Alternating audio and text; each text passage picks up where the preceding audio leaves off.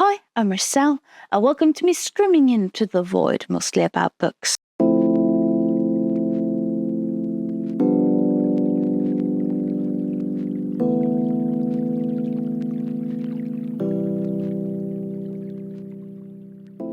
I have a challenge where I read one book from each country of the world, and now I've read the first Malagasy book that's been translated to English, Beyond the Rice Field by Navi.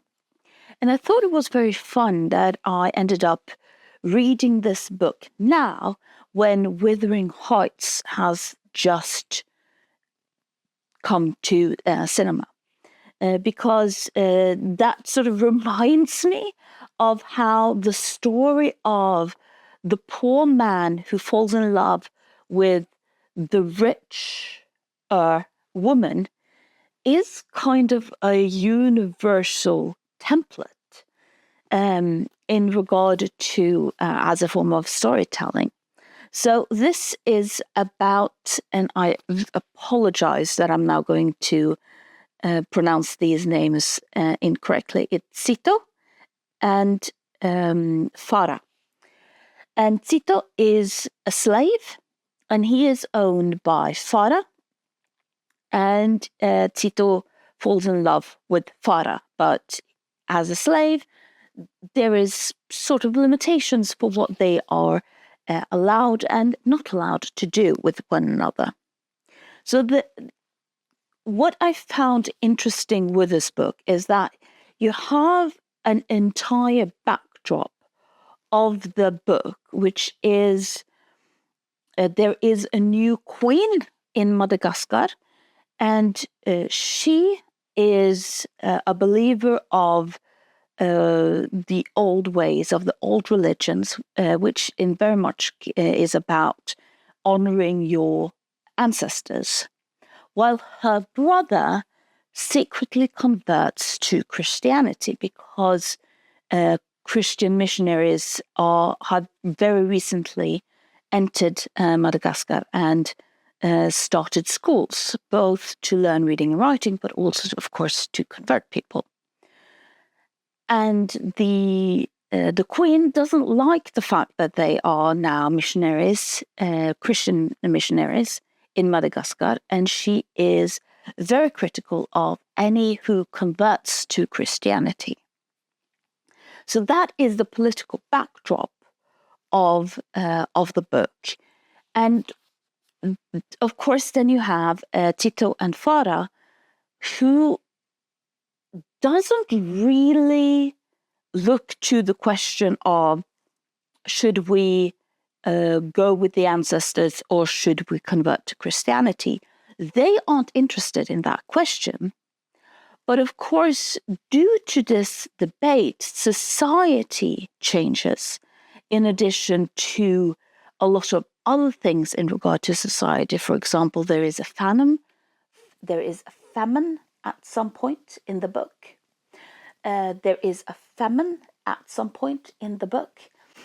And these are the things that are influencing Cito and Farah.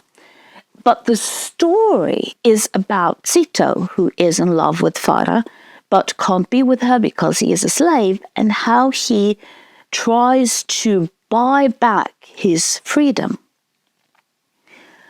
So there are sort of two levels that, of course, do influence one another, but at the same time doesn't really influence one another, because what drives the story, what influences the character development, is the question around Cito's identity as a slave and how he looks at himself, how society looks at him, and how Farah looks at him due to the fact that he is a slave.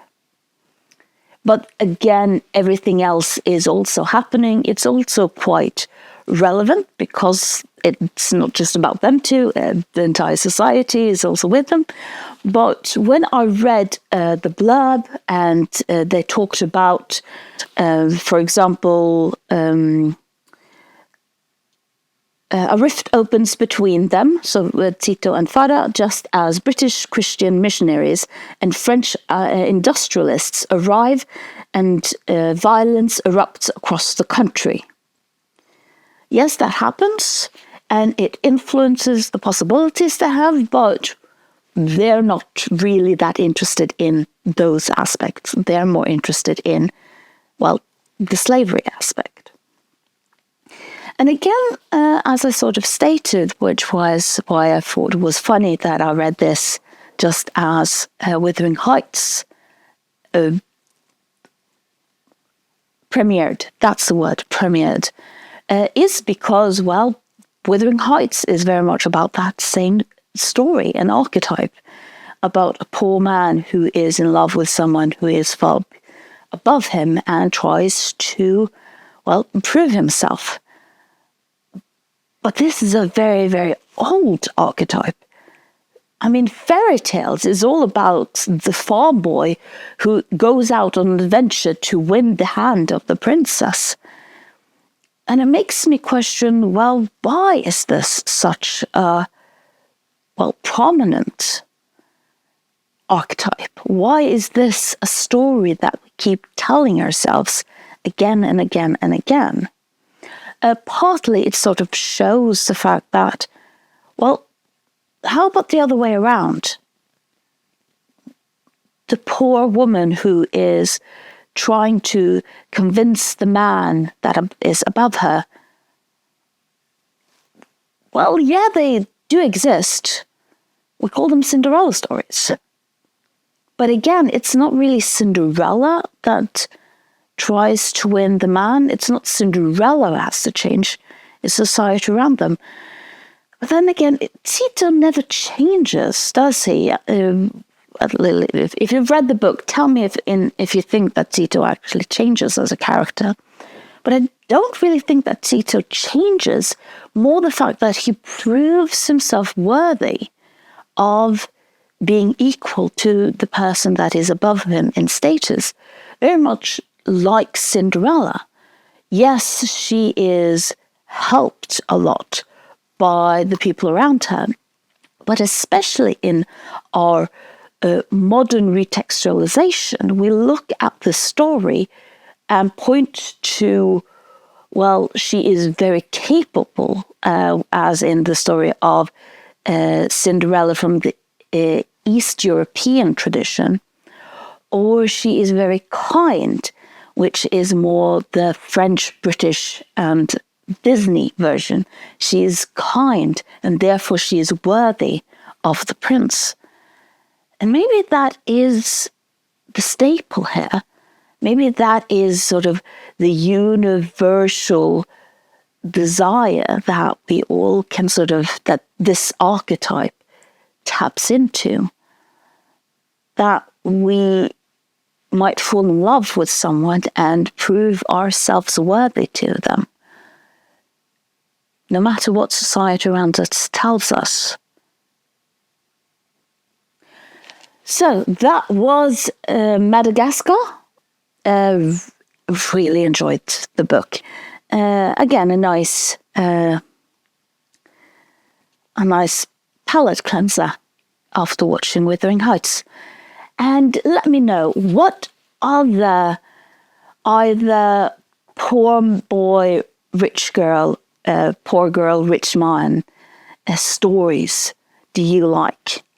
Leave the comments down below, and thank you for listening to me screaming into the void.